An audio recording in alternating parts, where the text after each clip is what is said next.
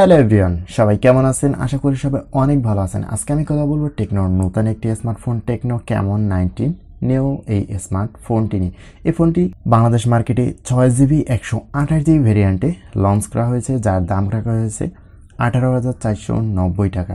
তো 18,490 টাকা Camon 19 new এই স্মার্টফোনটি আমাদের কাছে কতটা ভ্যালু ফর মানি এবং এই ফোনটি আমাদেরকে কি কি অফার করছে পুরো ভিডিওতে সেটি নিয়ে আলোচনা করব। তাহলে ভিডিওটি শুরু করা যাক।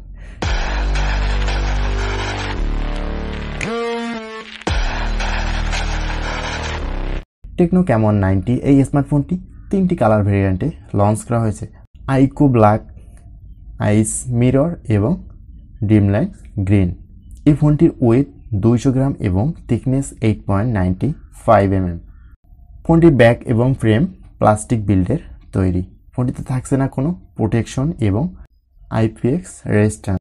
এই ফোনটির ডিসপ্লে সেকশনে থাকছে 6.8 ইঞ্চির ফুল এইচডি প্লাস 1080x2340 পিক্সেলের আইপিএস এলসিডি পাঞ্চুয়াল ডিসপ্লে, যাতে থাকছে 90Hz একটি হায়ার রিফ্রেশ রেট এবং 180Hz টাচ স্যাম্পলিং রেট।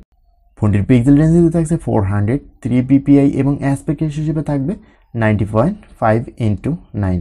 ফোনটির ডিসপ্লে কোয়ালিটি বেশ ভালোই হবে।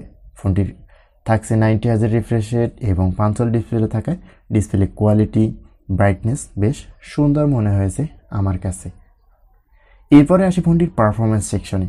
এই ফোনটির অপারেটিং সিস্টেমে থাকছে অ্যান্ড্রয়েড 12 এবং কাস্টম ইউআই অপশন থাকছে iOS 7.6। ফোনটিতে চিপসেট হিসেবে পাবেন মিডিয়াটেক হিলিও G85 এর 12 ন্যানোমিটারের চিপসেট।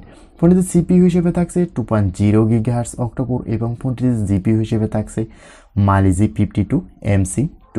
আর ফোনটি একটি ভেরিয়েন্টেই লঞ্চ করা হয়েছে 6GB এবং 128GB স্টোরেজে। 6GBর সাথে আপনি আরও 5GB ভার্চুয়াল র্যাম হিসেবে পাবেন। এরপরে আসি টেকনো ক্যামন 19 নিউ ফোনটির ব্যাক ক্যামেরার দিকে। ফোনটির ব্যাক ক্যামেরায় থাকছে 48 মেগাপিক্সেলের মেইন ক্যামেরা, 2 মেগাপিক্সেলের ডেপথ সেন্সর এবং এআই লেন্স।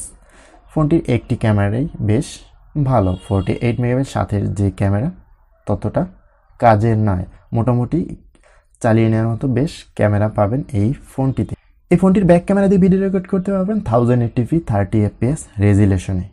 ফোনটির ফ্রন্টে থাকছে 32 মেগাপিক্সেলের একটি বেস্ট ক্যামেরা। ফোনটি ফ্রন্ট ক্যামেরা দিয়ে ভিডিও রেকর্ড করতে পারবেন 1080p 30fps রেজুলেশনে।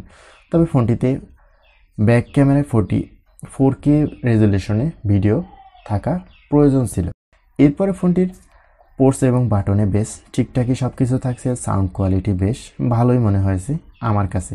ফোনটির নেটওয়ার্ক কানেক্টিভিটিতেও তেমন কোনো প্রবলেম থাকছে না, ওয়াইফাই কানেকশন, ব্লুটুথ কানেকশন।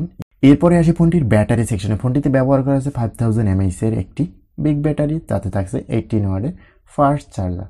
ফোনটি চার্জ হতে একটু সময় বেশি নেবে, হয়তো 120 থেকে 30 মিনিটের মতন, বাট আপনি পুরো দিন অনায়াসে এই ফোনটি ব্যাটারি ব্যাকআপ পেয়ে যাবেন।